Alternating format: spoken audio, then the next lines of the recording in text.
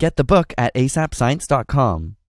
From philosophers and historians to poets and scientists alike, love has captured our imagination and curiosity for centuries. Many have experienced the rush of falling in love for the first time, or the deep feelings of love for your children, family, and friends. But what is love from a biological perspective?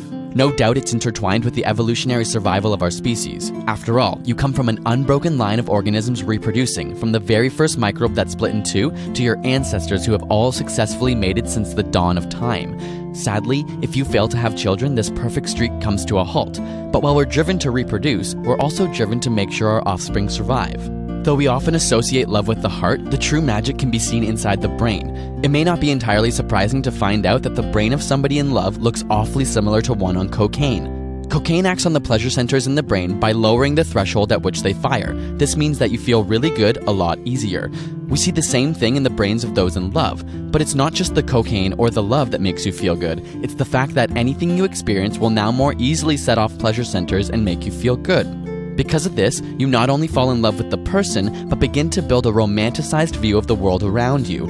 Interestingly, nearby pain and aversion centers begin to fire less, so you become less bothered by things. Simply put, we love being in love.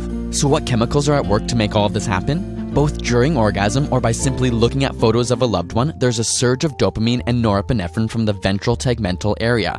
This not only triggers sexual arousal and your racing heart, but gives you the motivation, craving, and desire to be with a person more and more.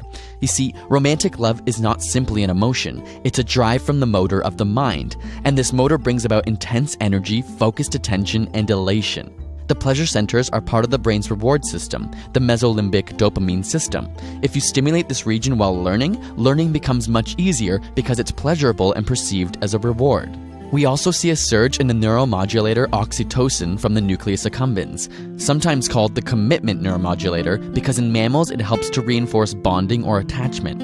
When prairie voles are injected with either oxytocin or vasopressin, they'll instantly find a mate to pair bond with. Finally, studies have shown that people in love have low levels of serotonin, which is similar to people with obsessive-compulsive disorder.